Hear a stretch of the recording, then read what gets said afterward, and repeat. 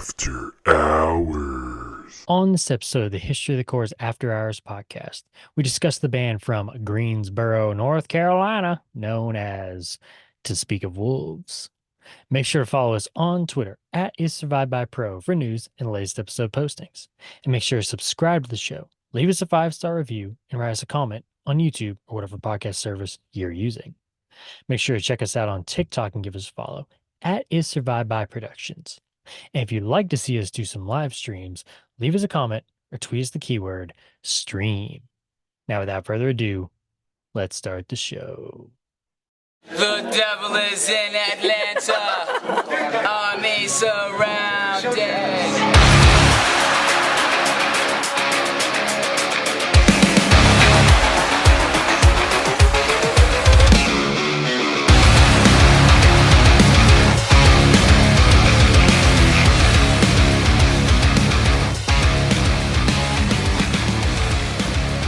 Welcome back to the History of the Corps After Hours podcast. For each and every episode, I, Curtis, sit down. I'm sitting right now. I'm not floating. I'm not standing. I'm sitting. We're both sitting. Sit down with my good friend, an avid listener to the History of the Corps podcast. Sometimes we like to call it the Pop Pop podcast of this Sun podcast. I don't know. Anyway, the Pop Pop podcast, the History of the Corps podcast. My good friend, Erik. What's up, Erik? I thought you were going to say we sometimes call him Erik. We sometimes like to call him Erik. The other names we won't tell you because we say it behind his back. What? Huh? We call him Be concerned Erik, if I cared. but with a C, he doesn't know it. Oh, that's such an evil thing. So, yeah. I was going to ask you a question, but I thought, nah, it's not really. I probably shouldn't ask that on the podcast. I'll ask you a different time. It's not bad. It's just like personal information. It's like, I don't know if I want to put that out there. So anyway, enough of that aside. That was our opening topic. Let's dive right on into this thing, Erik.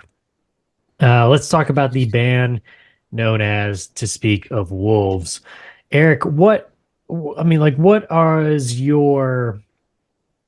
familiar with To Speak of Wolves at all? I was not before Okay. the original History of the Corps released that. And I was like, I'll give that a So shot. you're saying the History of the Corps podcast with Curtis and Josh, sponsored by Is Survived by Productions and the Church of the Seventh Track, introduced you to the band known as To Speak of Wolves? Mm-hmm. Seems very likely. Yes. It's a familiar name, but we're doing something right, Josh. We're doing something right. But yeah. got one guy to listen to one band. So So far. how would you describe To Speak of Wolves to a new listener? Are you ready for this? Yes. Okay. So if you have an affinity for Atreyu, Escape the Fate, like the early Craig Mabbitt years, The Chariot, Norma Jean, say sometime around Redeemer, maybe jump over to Wrongdoers, or even Once Nothing, you could probably find a song somewhere in their catalog that you will like. Okay. Interesting. Because they don't have a lane. So there you have it. If you like one of those bands, you might find a song in their catalog you'll probably enjoy a little bit. Okay. That leads me to my next question, Erik. Josh described their sound as, quote, having the elements, but they just don't seem like they care. And I think he meant more of that as like just never really nailing it down to one identity, or as like you said, not staying in one lane. He also referred to them as Underoath / Oh Sleeper copycats. While I described the band as a, quote, firework that never got off the ground. One of those. How do you, yeah, exactly. Boom. The one that's supposed to like, boom, and it just goes. That was it. How do you feel about their never-ending search for their sound? As far as being like a copycat, I can't remember what album it was I was listening to. Probably the, New Bones EP or the last album. But anyway, it ended, and then I think it was a song from Sound of Separation came on from Under Oath. Oh, And I okay. didn't realize until about halfway through the song, I was like, wait a second, this is Wait. not who I was starting. And I was like, oh. It went on shuffle after the thing ended. And I Gotcha. realized, Okay. oh, okay, they are kind of copycats a little bit. Yeah, I was kind of surprised you didn't mention Under So. Oath or Sleeper in your little list of bands there. Well, Josh already did. I mean, Okay. Yeah, and I kind of I'll, wondered maybe if that's what it was, but yeah. Okay. Yeah, so this they, is let's see. no, go I ahead. thought Yeah. I had something else there on that. But lack of clear identity, yeah, that's probably why they never got very far off the ground. Yeah. I mean, they have well, some good stuff. Kind of in like the last episode, quoting Josh from that one, said something like, a passable song, and then right next to it's going to be dog poo, and then you got a Doug, yeah. passable song, and then you got rat poo, and then you got a passable song. It's just kind of a back to back to back like that. It's And a bad pattern. Yeah. Yeah, this there's a is couple good ones. definitely I do like a couple of their songs for sure. Don't get me wrong, but yeah. it's There's overall kind definitely of disappointing right. There's because it is all definitely there. Josh says, all the elements are there. It's right. very upsetting that they just can't nail it down. Yes. Yeah. And that's where I was kind of going with the firework reference. It's just like you light it and it's like it's trying its hardest to get off the ground and just like it can't. And it just kind of And fizzles it's out. buttered. Yeah, it's just this band has a very interesting history. I mean, we're gonna talk about some different things here and there, but I mean, with the turnover of members, I mean that's got to play a part in it. We're gonna talk about their timing in terms of releasing their album when they came on the scene compared to some of these other bands like that you mentioned and that even Josh has compared them to. But yeah, To Speak of Wolves is an interesting band to look at. I'm with you. I don't there's some songs that I like, but yeah, most of it's just like, it just didn't really do it for me. But yeah.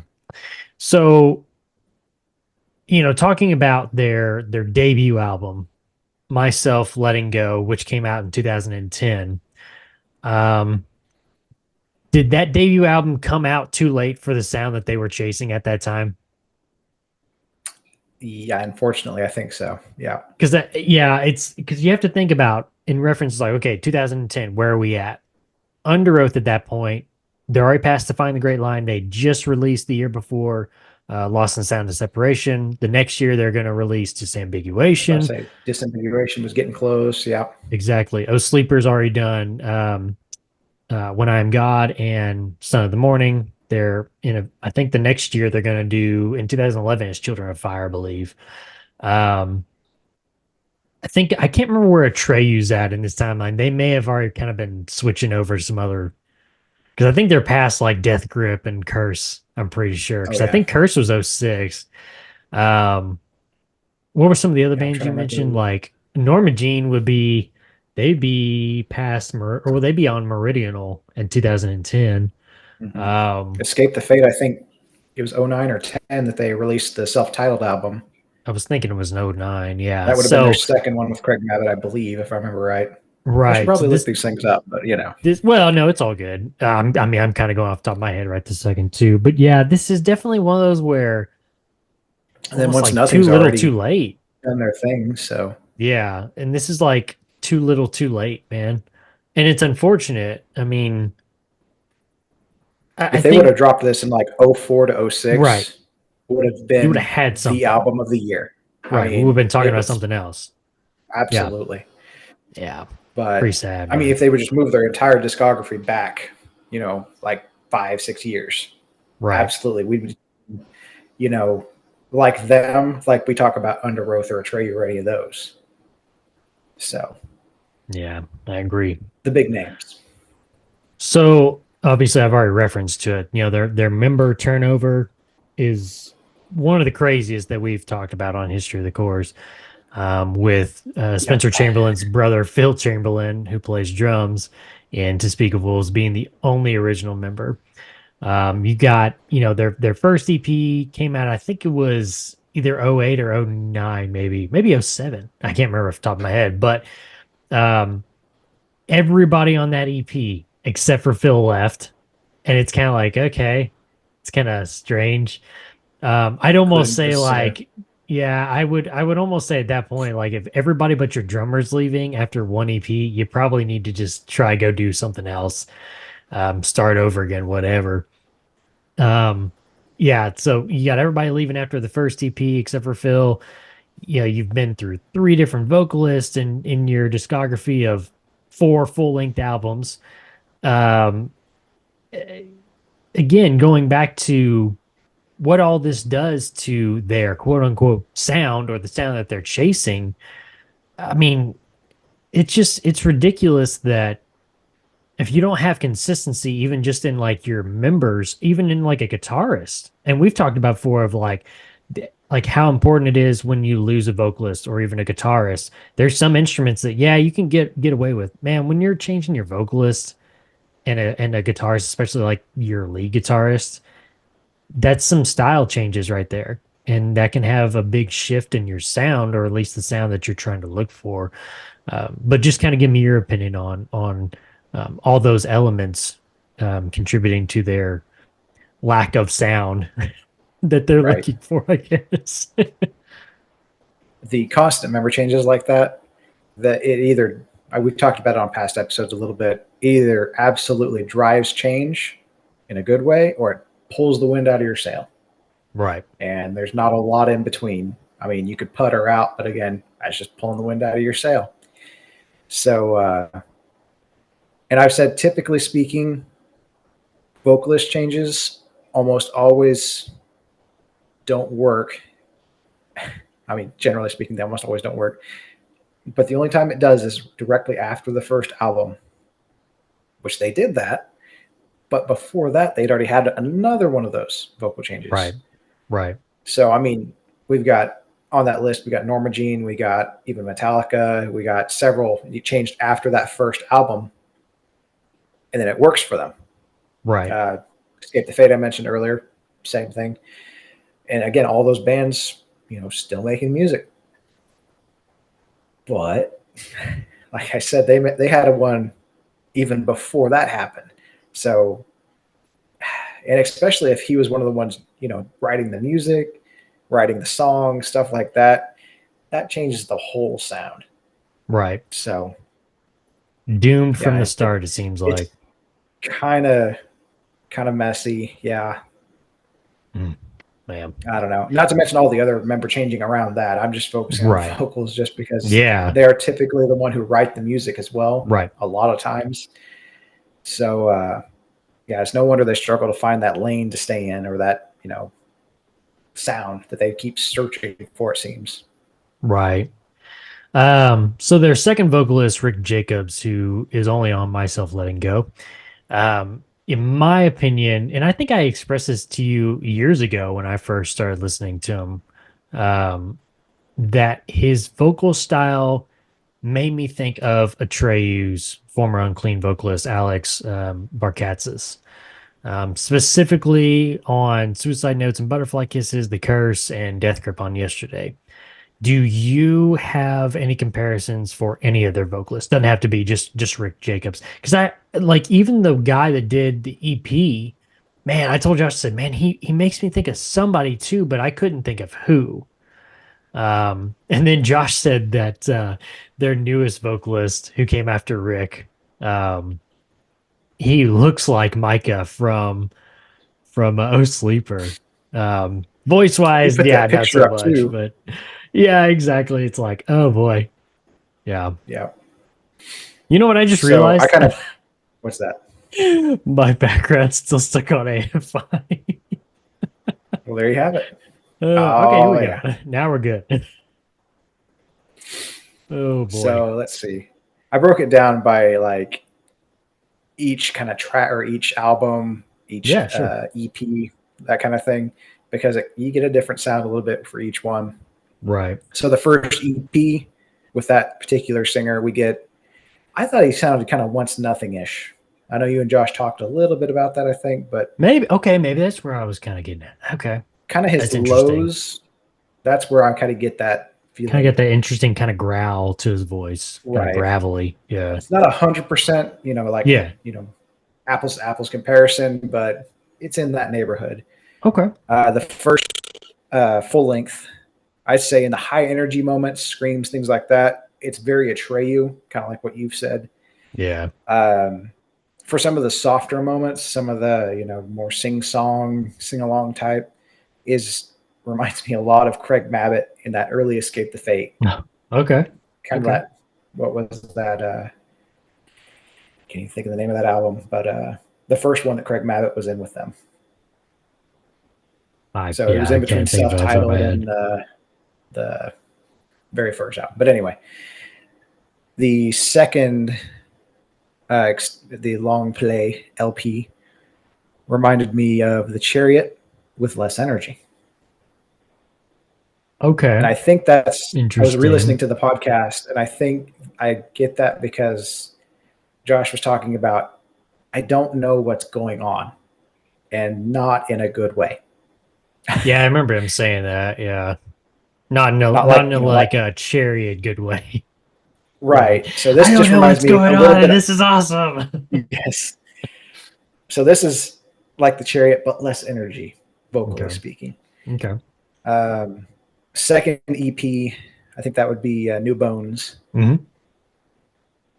That one reminded me of Norma Jean from like Redeemer-ish kind of days. Okay. More or less, that's kind of where I was getting the vibes. Okay. And then their third and last album there reminded me a lot of like a young Underoath. Not like early days, but like maybe just right before Define the Great Line. Okay. I mean, so Chasing line. Safety. But anyway, maybe Chasing Safety, somewhere in that range. Okay. And then what was the other one there I had for their higher energy moments, screams and kind of faster singing, reminded me of, again, a little bit of that Redeemer-ish from Norma Jean. But this is what I was saying earlier about what lane are we in? We're on a 10-lane highway and you're in all of them. you're swerving all over the road. Pick one, guys.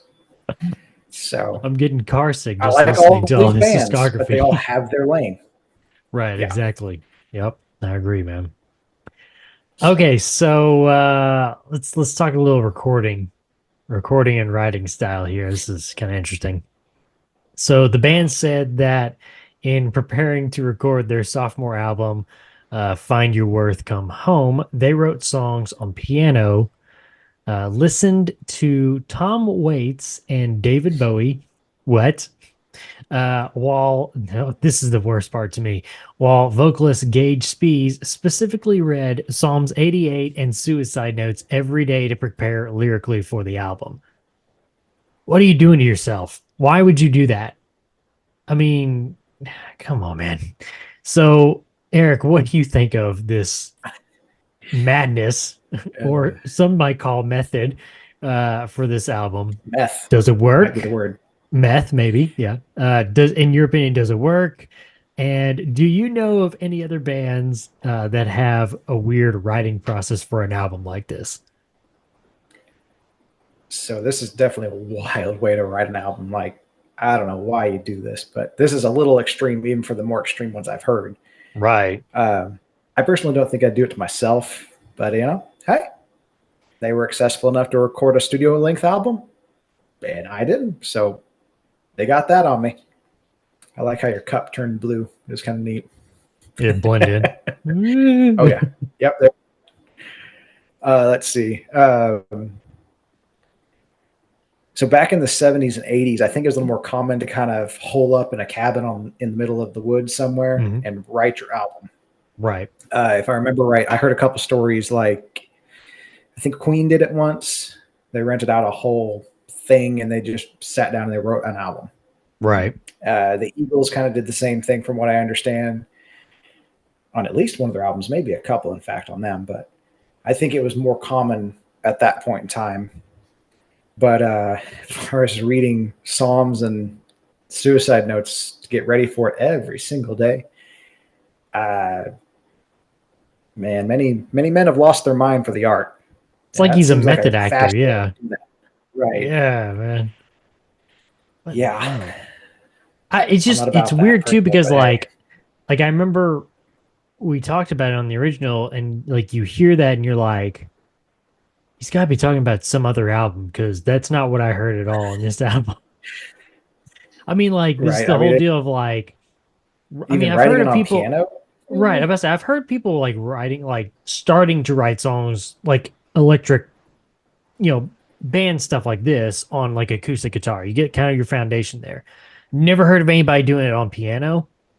And then you're talking about listening to Tom Watts and David Bowie, and you get Find Your Worth, Come Home out of that. It's like, okay, weird. Yeah, I don't know, man. That's just, it didn't work. In my opinion, it didn't work. It Yeah. just left me even Pretty more wild. confused. But anyway, sorry, I didn't know if you had anything else to go along No, with that was that. pretty much it. Just that's wild. Yeah, I'm with Not you. my I've kind of heard wild. I've heard more of like, oh, we're going to record, and we wrote this song out in a cabin in the middle of nowhere. We secluded ourselves for so many months just to really, get down to business on this thing, and not worry about, our daily lives and what's going on there. It's just like really focus on what we want to write and such.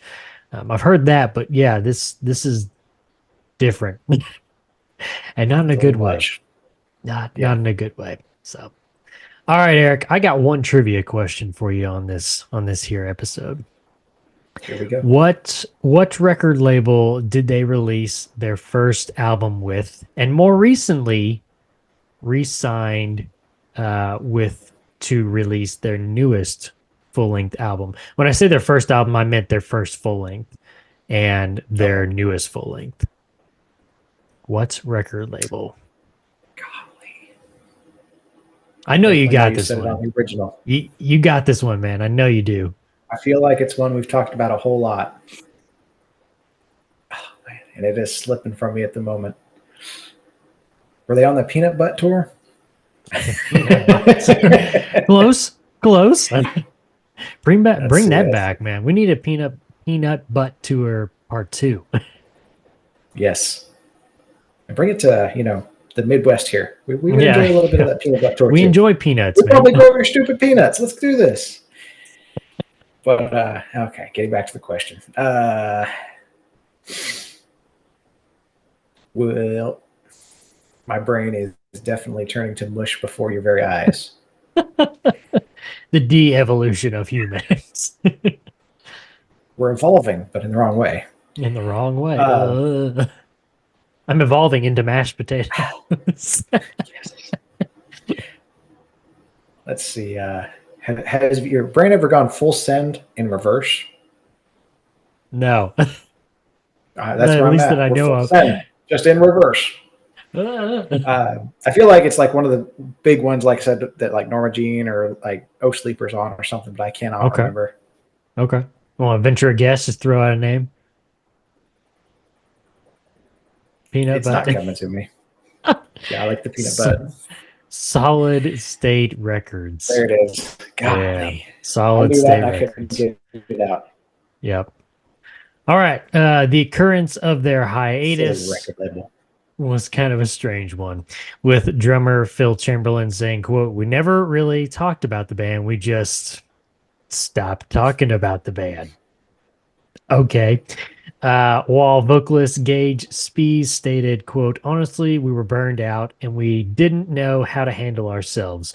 We were all going through heavy personal stuff, and always being on tour made us all feel exhausted and trapped.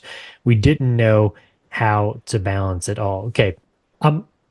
Two things. I'm going to read on here in a second, but two things. I've got something for each quote here. First, the deal about what Phil's saying about we never really talked about the band, we just stopped talking about the band. It's probably because they all realize this isn't going anywhere, but nobody wants to say this isn't going anywhere. So we're just kind of like ghosting each other, And then the Gage Spees stuff. about we were burnt out and we didn't know how to handle ourselves. We were all going through heavy personal stuff. Yeah, hey, here's something for you. Don't read suicide notes every day, and that'll probably help on your little anxiety there, bro. I mean, seriously, come on. I bet that contributed to some of it. Anyway, I digress. I'm moving on here. The hiatus ended, and connecting to his original comment, Chamberlain said, quote, "It was crazy. In the same way we stopped talking about the band, we started talking about the band again. It just happened." Can we all agree, Eric, that the awkward way that the brief quote unquote breakup occurred may be attributed to like what we've already discussed in length, the constant search for their identity, the turnover, just all of it, all just wrapped into one. I mean, come on, man. And the suicide notes. Yeah. Yeah. I mean, it's just insane, man. But yeah, I think it kind of goes back to like what I was saying about his original quote. It's like ghosting each other, because I almost just like have this feeling that nobody wanted to admit that this wasn't going anywhere, and they didn't like what they were doing at the time, at least. And so they just kind of was like, "We'll see who blink first." And then they just kind of fade into the bushes like Homer Simpson. Yeah. So, Yeah. but yeah, can we What an all odd can way we to all break up agree as a on that, band. man? That's so strange. Yeah, it's Yeah. beyond strange. I don't know if I've ever like heard of a band breaking up in that way of just like ghosting each other. Have you? No, usually it's a big explosion, and we're gonna hurt each other's feelings, and I might break somebody's arm on the way out. I mean, it's usually a huge, big deal. Right. It's not just a oh well, we just stopped talking about the band, and now we talk about them again, and now we're together. And I mean, that sounds Weird. like a toxic relationship to me. But hey, Yeah, again, what do then I know? there's that. When But indie music, I oh, feel go ahead. like to make it out of obscurity for a small kind of up and coming band, especially releasing a sophomore album going into their third, you've got to be extremely motivated. You got to be, every member's got to be on it. They got to be Right. wanting this. And it seems like at every turn, they were just kind of meh about it all. And What? And that kind of goes back to like what Josh was saying at the beginning of the episode here, where he says, again, they have the elements. They've got the pieces. right.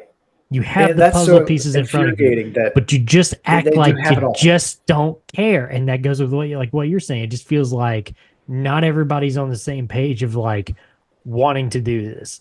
And that's how I always felt that this band was like just kind of like a small, like local band kind of feel, but not in a good way. Just kind of a band Right. that was just like just never really got going. But Like you were saying, kind of got stuck in the mud, and then kind of made it out right. a little bit, and then got stuck back in the And then mud. stuck in the mud again. Yeah. But One that step burnout feeling forward, too, you three talked step about, fag. yeah, that burnout feeling will do that to a person too, as far as making them feel meh about it all. Oh yeah, But for you sure. start doing something you love with people that you would actually enjoy being around. I mean, imagine being in a band with people you like. What a concept! I know, but that's going to burn you out faster too. Right. Yep. So I think it really boils down to lack of commitment from the members of the band. Just got to come It's together. You funny. guys got to do it. I mean, come on Yeah. now. It's funny because we're going to talk about a band member in the next band that we're going to talk about that got to a point where he was like, one day he's like, I don't want to do the band. And then the next he's like, I want to do the band. And the next day he's like, I don't want to do the band. And then the next day he's like, I want to do the band. I love you guys. The next day he's like, I hate you guys and I don't want to do the band ever again.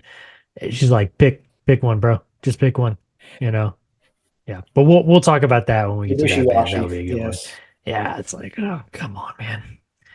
Anyway, yeah, when indie music or indievisionmusic.com writer Zach Zinn reviewed the band's comeback EP New Bones in 2016, he stated, quote, "It's a worrisome thing coming back after so much time passing.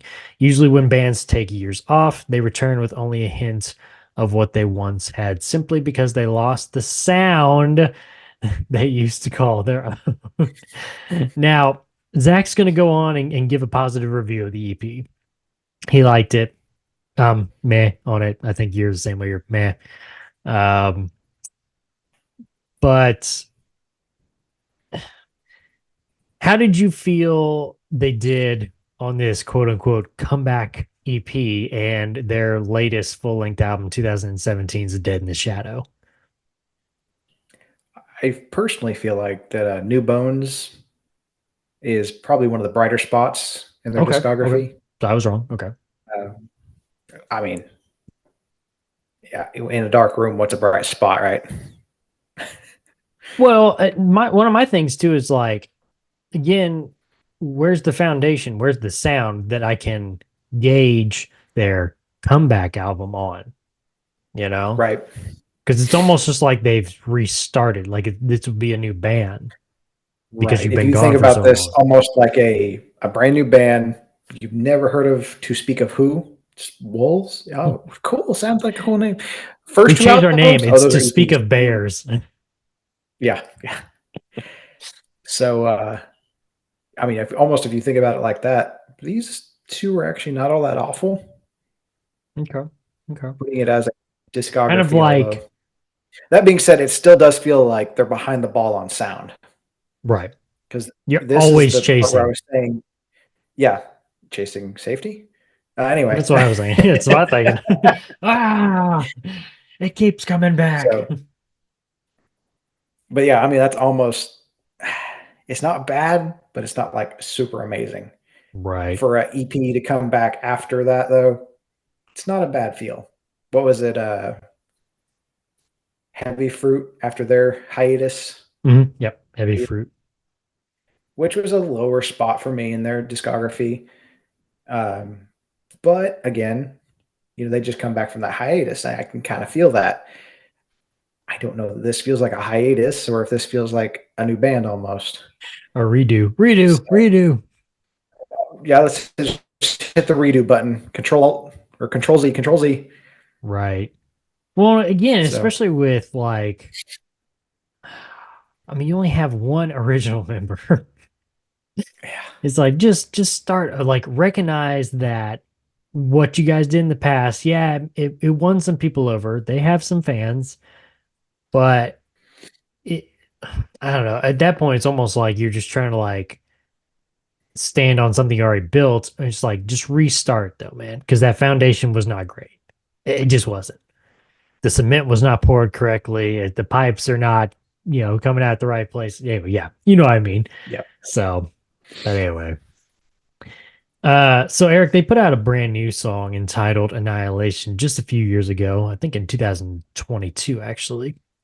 And they're either releasing a new song or a new album entitled I Think I'm Going to Die, according to an Instagram post in 2024.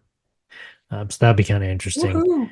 Um, I'll go listen. I mean, I don't know about you. I'll go listen to it, see if it's a full length Oh, yeah, album. I'll go I listen to will. it, see, what they're doing. Did you finally hit the spot? Did you finally pick a lane, Right. Um, but in your opinion, are they past the point of no return, or is there still like some type of hope for this band to one day truly figure out that sound that they are looking for? So I think there's always a little hope for a band. I'll give you a couple examples, but Okay.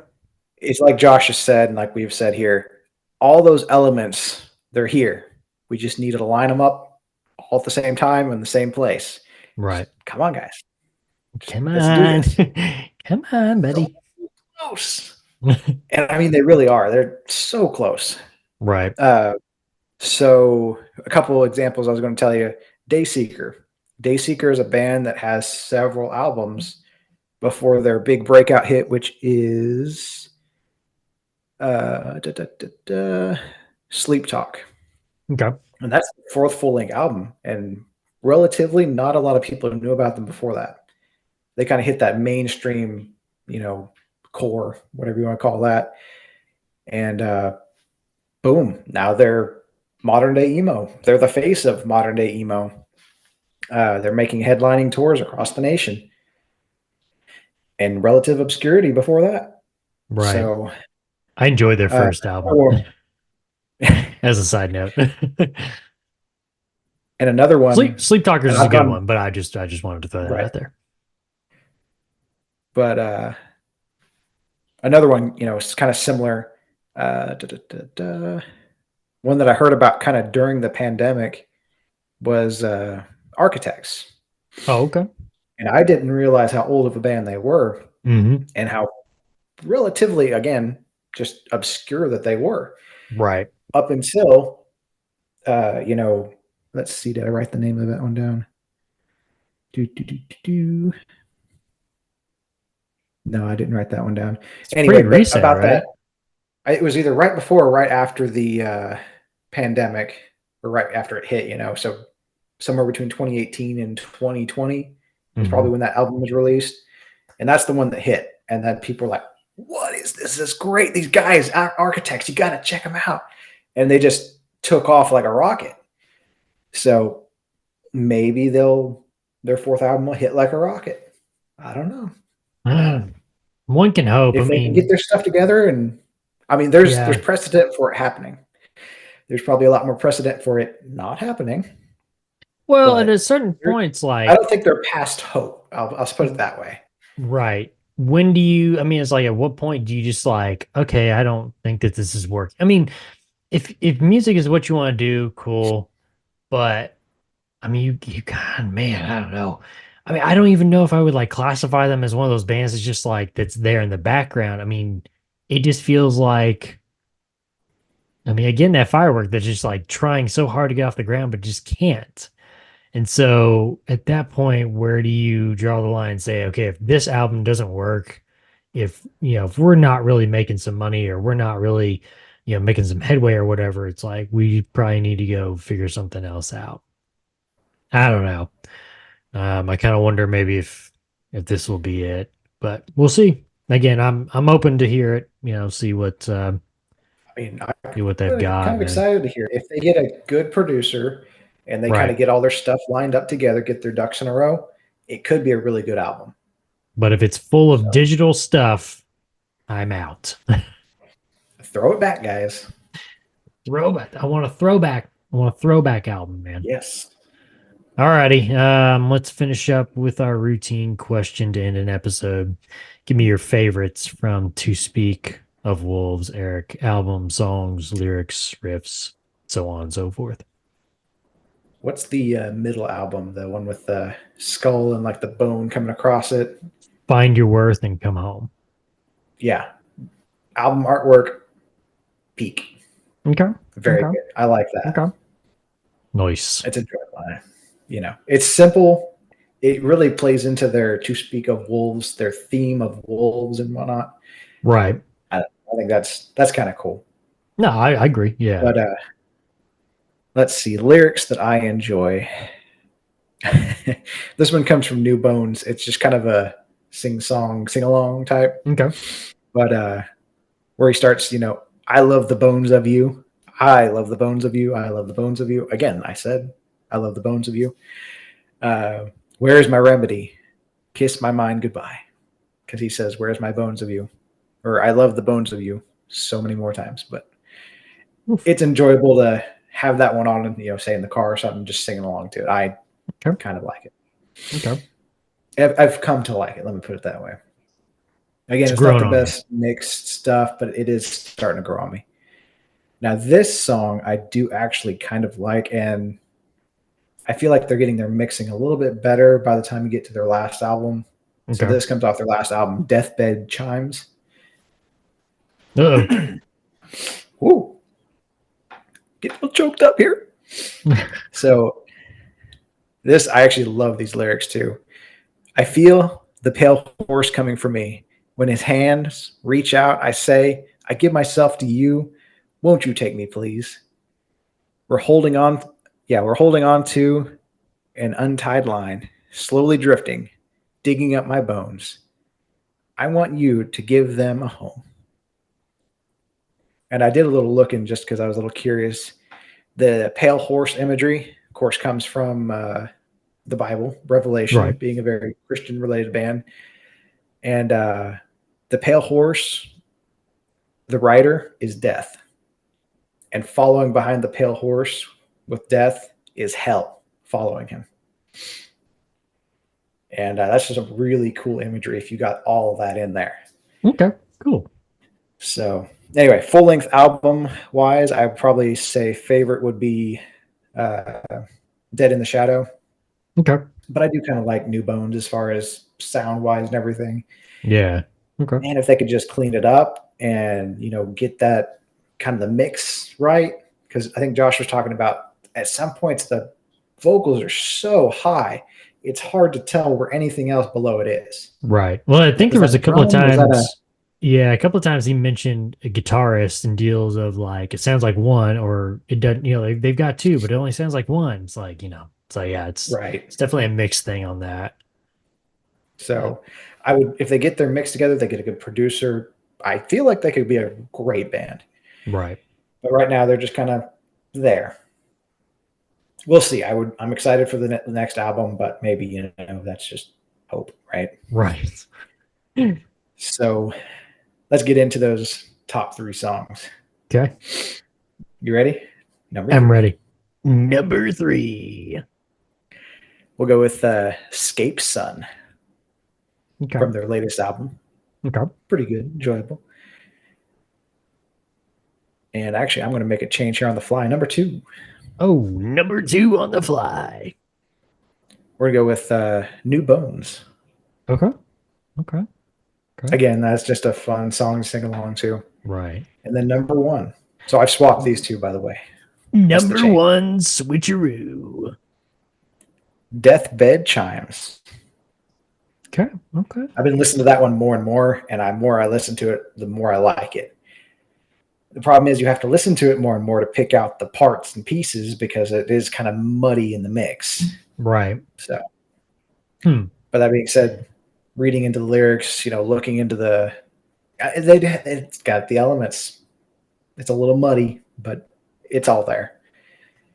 So anyway, that's what I got for that. You make me think that maybe New Bones was a not a rebrand, because you still have the same name, but like a rebirth. And I got to look at it more as that's their debut EP. Dead in the Shadows was their debut album. And the next one would be their sophomore album, in which a lot of times we've seen where a sophomore is kind of a hit. As many new members as they have, I mean, yeah, it's almost like they're brand new anyway. It's going to be interesting listening to that new one, see what they do on it. But like I said, there's enough of the elements here. I'm excited to see what they got coming forward. Right. So let's see if they put the pieces to the puzzle together finally, instead of using scissors and tape like I do. Yes. All righty. Any final thoughts on the band known as To Speak of Wolves? Kind of like you just said, if you do want to listen to them, their early stuff's going to be harder and rawer. I mean, most bands do that. Their most latest stuff, New Bones and Death in the Shadow. Yeah. Yeah, Death in the Shadow, not Dead in the Shadow. Dead in the Shadow. It's Dead in the Shadow, right? Yeah. Is it? Oh, it is Dead in the Shadow. Dead in the Shadow, yeah. Yeah, I just wrote that wrong. That's all good. So anyway, that's where I would start you if you want to start looking into these guys, being a relatively unknown band, and the fact that they're coming out with something newish. Okay. What is that? EP Annihilation, something like that, I believe. It was just a single. Yeah, Annihilation was just a single. Yeah.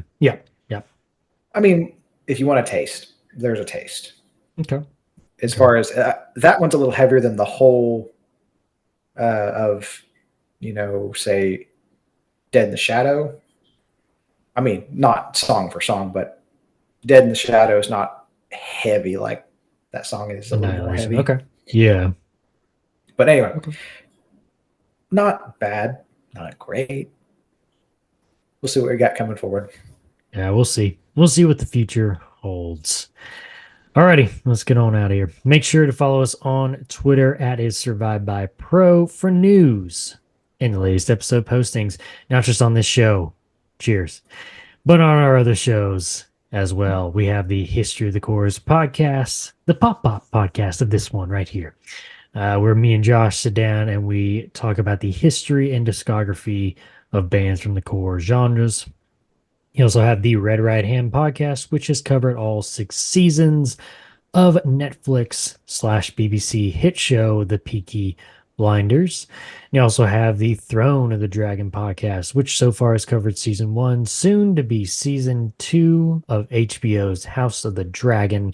And currently we are in our Fire and Blood book coverage. So check that out, man. Fire and blood. Blood. Yeah, we're gonna have a brand new episode of another chapter on Fire and Blood coming up here in the next couple of weeks. So make sure to check that out as well. And also, while you're on Twitter, make sure to follow my co-host at Joshua Lynn Gary. Make sure to leave us a 5-star review and write us a comment on whatever podcast service you're using. And if you want to listen to us and see our smiling faces, head on over to our YouTube page. Just search Is Survived by Productions, and that'll have every episode from all of our shows. Subscribe to the channel, thumbs up the video. Alrighty, big old thumb, hitchhiker thumb. All right, until the next episode, Eric, where we're going to discuss the what some describe as the OGs of metalcore, the band known as Zayo. Until then, we will see you.